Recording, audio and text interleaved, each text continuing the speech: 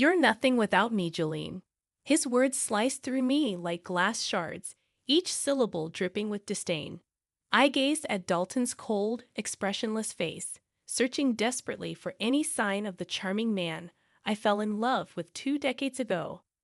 But his steel blue eyes held no warmth, only a harsh reminder that the partnership I had built my life around was crumbling before me. I drew a sharp breath as the weight of his dismissal sank into my bones. After years of emotional manipulation, of walking on eggshells and making excuses for his lies, I was determined not to let him have the last word. "Get out," I said, my voice low but firm. Dalton cocked an eyebrow, clearly surprised. "You can't be serious, Jolene." "I mean it," I said. "I want you out of this house tonight." I held his glare, refusing to show weakness, though my hands trembled at my sides. Dalton let out a sharp laugh. "And where would I go? You really think you can just throw me out after everything I've done for you?" He took a menacing step toward me. "You owe me, Jolene. Everything you have is because of me." I flexed my fingers, digging my nails into my palms as I fought to restrain the fury bubbling inside me. He was right about one thing. Everything of material value I owned was because of him, because I had sacrificed my education, my dreams, my very identity to support Dalton's ambitions while he built his empire wheeling and dealing in real estate. I had worked tirelessly behind the scenes, hosting his clients, raising our son, managing his affairs, so Dalton was free to secure bigger deals and reap the fortunes. Only now, standing face to face in our lavish but coldly impersonal house, did I fully grasp how I had squandered decades enabling a man who clearly no longer valued me. "Get out," I repeated through gritted teeth, pointing at the hallway leading to the front door. "I'm done being your dutiful wife. If you won't leave tonight, I will." Dalton's smug expression faltered. He blinked hard before his mouth twisted into a snarl. "What has gotten into you?" He grabbed my shoulders, his fingers biting into my skin. "Is this about that country club receptionist? That little fling meant nothing to me. She was just a warm body when you were too busy or tired or whatever excuse you always have." His callous words sparked an image in my mind. The pretty blonde giggling on Dalton's lap last weekend, her fingers trailing along his chest. Nausea rose in my gut as the reality of his latest infidelity stared me in the face. I wrenched from his grasp, hot tears stinging my eyes. "Just go," I whispered. "Please, Grant deserves better than to have his final years tainted by the unraveling of his only son's marriage." At the mention of his ailing father, Dalton's face softened slightly. He studied me for a long moment before sighing loudly. "Fine, but we are far from over, Jolene," he warned. He brushed past me toward the bedroom, emerging minutes later with an overnight bag. He paused at the front door. "You really think you can make it out there without me?" He shook his head with a sneer. "Mark my words, you'll come crawling back." The door slammed shut behind him with an air of grim finality. I stood rigid, listening to the fading crunch of gravel as Dalton's sleek Mercedes disappeared into the night. In the deafening stillness, I became startlingly aware of my aloneness.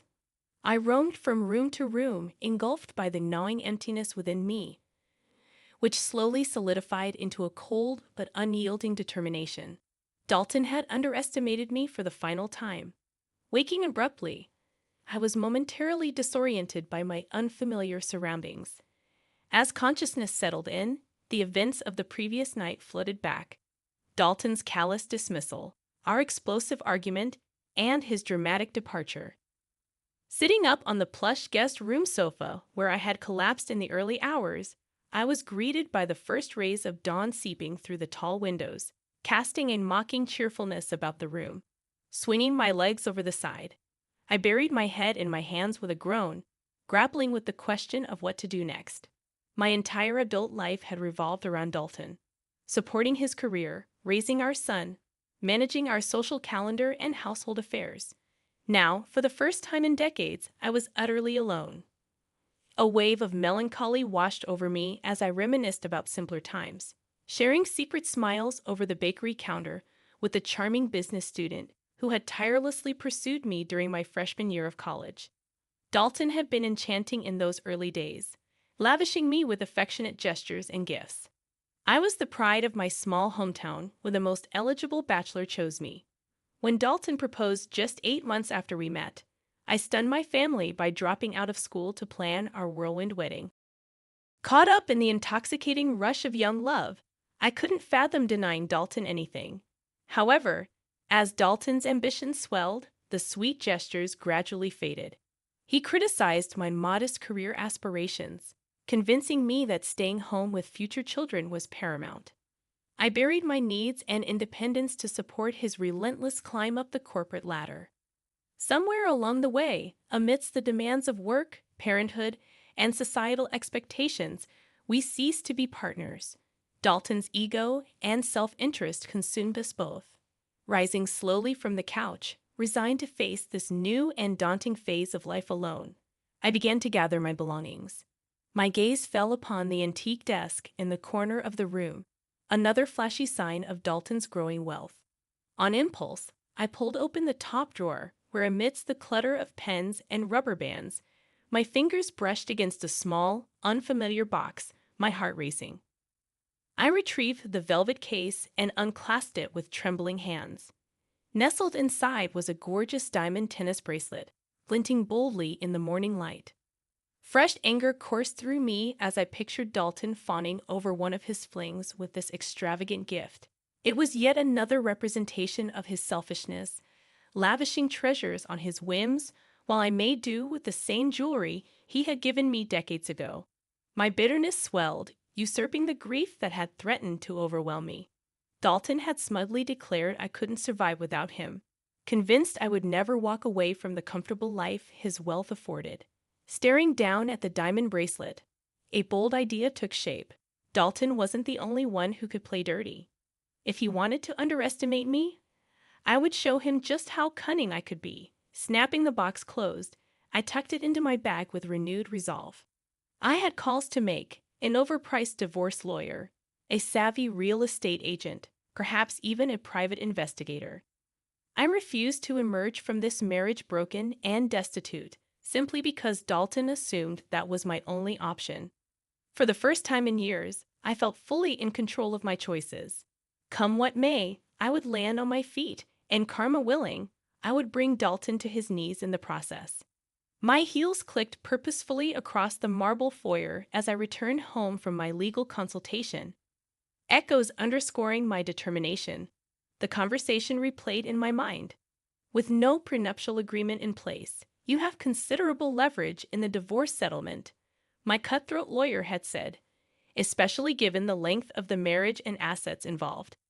I allowed myself a small, satisfied smile as I set my bag down on the kitchen island, the weight of the unknown tennis bracelet still tucked inside serving as a tangible reminder of Dalton's deception. My plotting was interrupted by footsteps and a shocked gasp behind me. I spun around to find Lucia, our housekeeper, clutching her chest in the kitchen doorway. "Mrs. Harris, you gave me such a fright. I did not expect anyone else to be home," she exclaimed. Lucia had worked for our family for over a decade, her warm and non-judgmental presence a rare constant in recent years. "I'm so sorry, Lucia," I replied. "It's been a difficult couple of days around here, as I'm sure you know." Lucia nodded, her eyes gentle and understanding. "I cannot believe Mr. Harris would do this to you. You have been so good to him through all these years," she said. I sighed, the truth of her words hitting painfully close to home. All those years compromising my needs and dreams to support Dalton's ambitions. What did I have to show for it now? Just yesterday, it seemed I had lost everything. Yet Lucia's compassion and my lawyer's assurances were kindling a small but growing fire inside, steeling me for the fight ahead. "Thank you, Lucia," I said. "Your support means so much to me right now. I wasn't sure I could get through this, but I'm starting to realize. I discovered that I'm a lot stronger than Dalton ever gave me credit for." Just then, the faint sound of the front gate opening drew our attention. Moments later, Dalton strolled casually into the kitchen. Lucia and I stared at him incredulously. "Jolene, there you are." I swung by the office and had a chat with my father, Dalton said breezily. as if nothing were amiss. He convinced me we need to figure this thing out, not toss away 22 years just because you're going through some hormonal mood swing. He glanced at Lucia. Would you mind giving us a few minutes? I stood frozen as Lucia nodded and slipped quietly from the room. Dalton turned to me, his expression softening. Come now, Joe. I know things got a little heated the other night. He reached for my hand. We're under a lot of pressure. What with father's illness, Alex graduating, and work being more demanding than ever. When I still didn't respond, he gently grabbed my shoulders. I forgive you for your little outburst, all right? Why don't we take a weekend trip to the vineyard? Just the two of us, reconnect, and hit the reset button.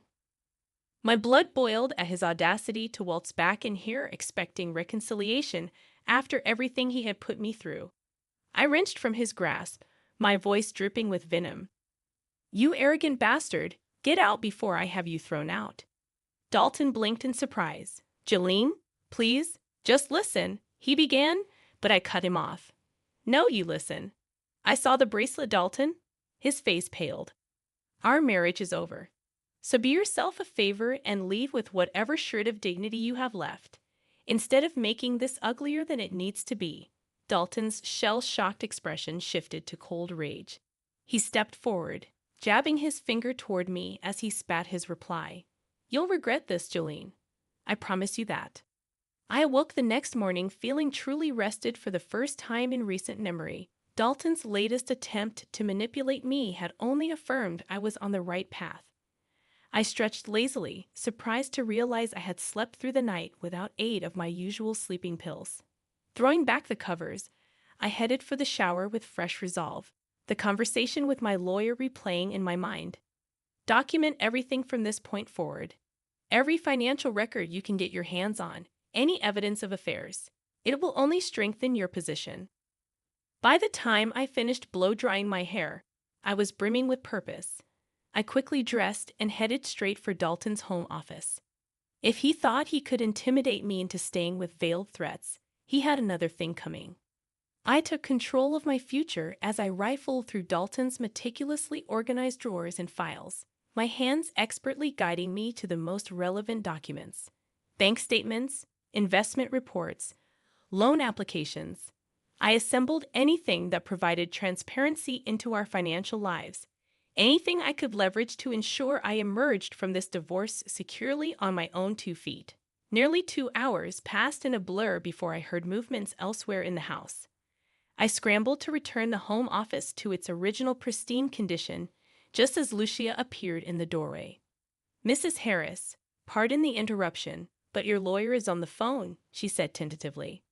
My heart leaped with renewed motivation. Snatching up my stuffed briefcase, I squeezed Lucia's shoulder appreciatively as I hurried past. Lou, you're a gem. Wish me luck, I called over my shoulder. Safely sequestered in my makeshift bedroom suite, I eagerly accepted the call. My lawyer's smooth voice greeted me on the other end of the line. Jolene, I have an update. My investigator uncovered something rather interesting. What followed was perhaps the final missing piece of the puzzle. In addition to evidence corroborating Dalton's long-term affair with his assistant, my lawyer had discovered questionable activity around my husband's latest real estate project. It appears Dalton and his business partner may be intentionally devaluing the property on paper while projecting high future returns to investors, he explained. It's not definitive fraud yet, but it's ethically questionable at minimum. I shook my head in disgust as I realized I had only scratched the surface of Dalton's deceit. After profusely thanking my lawyer for the update, I hung up the phone feeling more empowered than ever.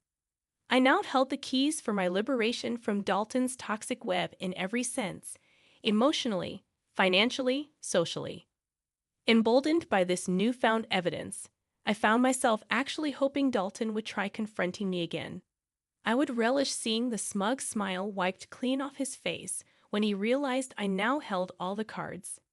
The fantasy faded as unwelcome sadness momentarily softened my resolve. Somewhere under the arrogance and duplicity lurked the man who had once made me feel cherished. I said a silent goodbye to that Dalton, the one who existed before success corrupted him completely. With peace in my heart, I tucked away the memory of him for good, along with any lingering doubts about my path forward. This was my life now, and I refused to let anyone control my fate ever again. I stared in disbelief at the documents spread across the desk before me: financial statements, private emails, company memos, all pointing to the same devastating truth. Dalton had lied. My husband was facing bankruptcy and hadn't bothered to give me even the slightest warning. I sank back in the leather desk chair, my heart pounding as the reality of my predicament sunk in. All those years sacrificing for Dalton's ambitions, and now there was apparently nothing left to show for it. Even the lavish house I sat in was headed for foreclosure. Hot tears stung my eyes. How could I have been so stupid and naive? Of course, Dalton would find new ways to deceive me right up until the bitter end. My sadness quickly hardened into rage as I considered how easily Dalton could have hidden assets or squirreled away funds, anticipating our divorce. I rifled through the papers again, seeking clues, but found nothing concrete. My phone buzzed loudly, jolting me from my frantic research. I glanced at the caller ID, my lawyer. Taking a deep breath to steady my voice, I answered. "Jolene, I'm so sorry about this news," came the somber greeting. "Dalton has kept his financial struggles painfully quiet, it seems, but there may still be options." "Don't apologize," I interjected firmly. "You've given me a gift with the truth. No matter what Dalton tries now, he can't manipulate me anymore." I meant every word with clarity, with conviction. I refused to cower and panic in reaction to Dalton's lies. Not this time. After discussing strategy with my lawyer, renewed courage and conviction propelled me upwards. I gathered my paperwork, adjusted my dress, and strode purposely from the empty house without a backward glance. I arrived unannounced at Dalton's sleek downtown office. His receptionist gawked as I flew past her desk and barged straight through the imposing double doors. "Jolene, what are you?" Dalton sputtered, rising from behind his glass and steel executive desk. Before he could react further, I slapped down the stack of financial documents in front of him. "Game over, Dalton. I know everything," I announced. His confident expression wavered slightly. I pressed my momentary advantage. "I'll be filing for divorce tomorrow. Given your situation, I expect you to be reasonable in the settlement." Dalton opened his mouth to protest, but I silenced him with one final blow. "And if you fight me, I won't hesitate to share every sordid detail with the board, your investors, our entire social circle." My voice rang with conviction. "My lawyer seems confident that exposing your dirty laundry would rather undermine your attempts to save face and salvage your precious reputation, bankruptcy notwithstanding." Dalton pid, sinking slowly back into his seat in tacit acceptance. His eyes narrowed, but his voice held a note of defeat when he finally replied. "You don't have to threaten me, Jolene. Despite what you may think, I have no intention of leaving you destitute." I nodded curtly, maintaining my defensive facade despite the tempest of emotion swirling inside me. I turned on my heels without another word, refusing to let Dalton see me crumble yet again. Safely outside, I sucked in ragged gulps of air, willing my thundering heart to quiet and the sting of tears to abate. So this was it, the demise of the future. I had staked everything on straightening my back. I began the long walk back to grab my things from the house I could no longer call home. Yet amidst the uncertainty now before me, each step fueled a growing flicker of hope inside my heart. I was finally taking back control of my life, and God help anyone who tried to stand in my way. I took a deep, steadying breath as I prepared to sign the final divorce decree. After weeks of tense negotiations, we had finally reached an agreement. I would retain ownership of our main residence and receive a sizable portion of marital assets. Dalton would keep his summer beach house and the remaining investments. "Just sign the damn thing so we can end this charade of a marriage once and for all," Dalton grumbled, shoving the paperwork toward me. I picked up my pen, hesitating even now. Parting ways with Dalton for good unleashed a swirling vortex of emotions I thought I had neatly compartmentalized. Sensing my reluctance, Dalton seized the opportunity to twist the knife one final time. Having second thoughts about throwing away your cushy future as Mrs. Dalton Harris? Not so easy to give up the private jets and beachside villas for a life of mediocrity, is it? His smug expression fueled my mounting anger, vanquishing any last shred of sadness. I met his contemptuous gaze head-on. Quite the contrary, Dalton, I replied evenly. I discovered recently that I have assets of my own. His eyes narrowed at my cryptic response. I continued, remember that lakeside property I inherited from my grandmother years ago? The one you insisted I sell right away so you could fund your newest development. Dalton shifted uncomfortably at the long-forgotten memory.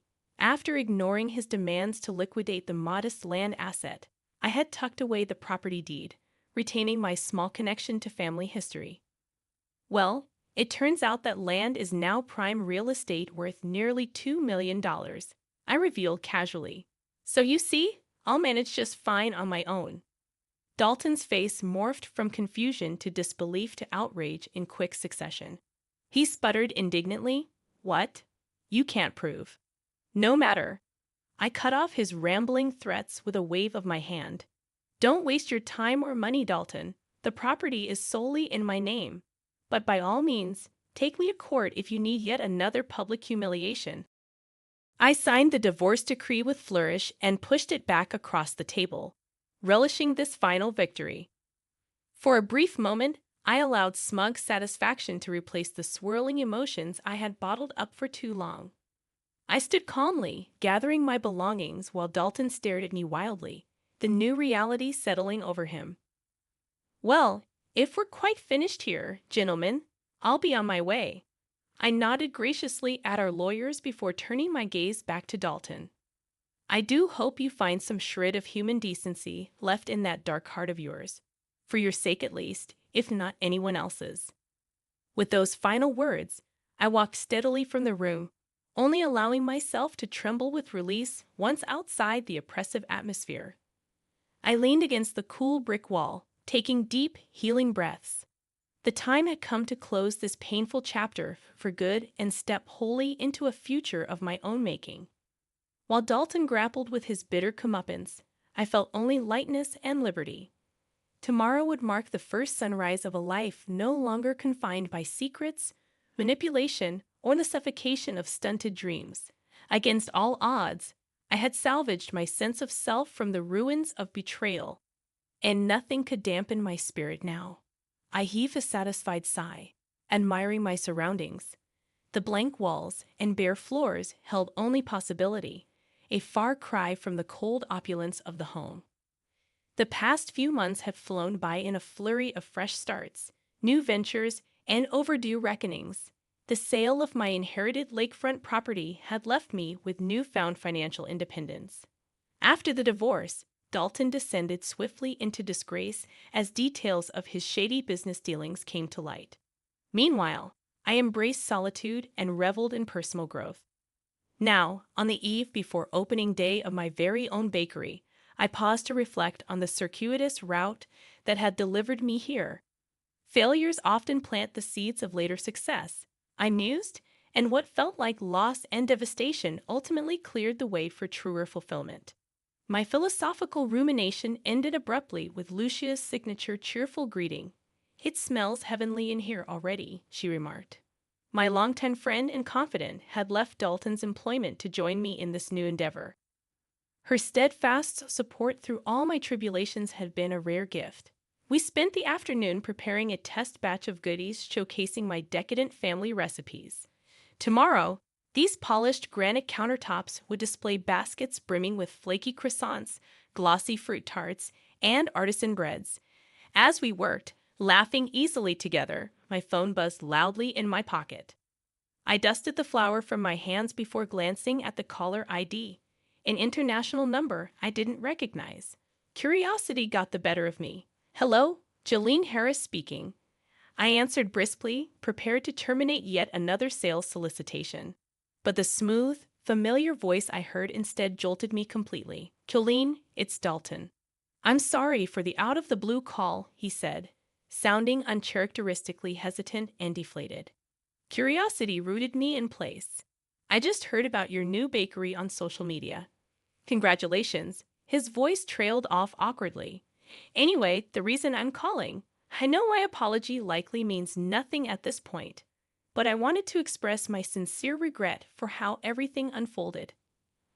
I stood frozen in stunned silence, trying to process Dalton's words as he continued haltingly. Leaving you and losing the publicity battle afterwards, it finally knocked some sense into me. I discovered who my true supporters were. Lucia and I exchanged stunned looks. Was Dalton Harris actually demonstrating humility? When I still didn't respond, Dalton pressed on. I ended up relocating abroad to escape the drama and scrutiny.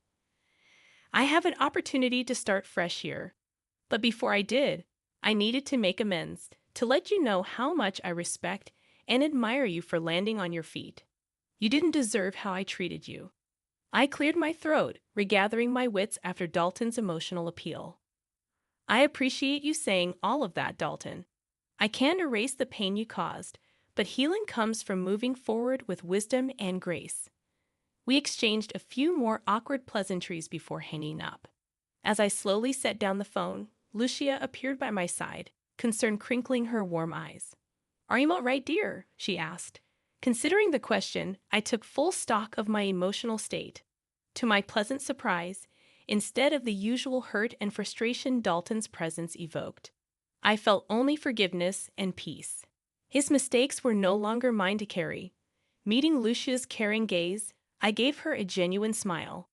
"Actually, yes, I'm more than all right. For the first time in ages, I feel completely free," I said. She squeezed my hand supportively, a look of pride and joy lighting her face. Together, we turned our focus back to preparing for tomorrow's grand opening. With clarity and purpose, I stepped wholly into the life and dreams I had deferred for too long.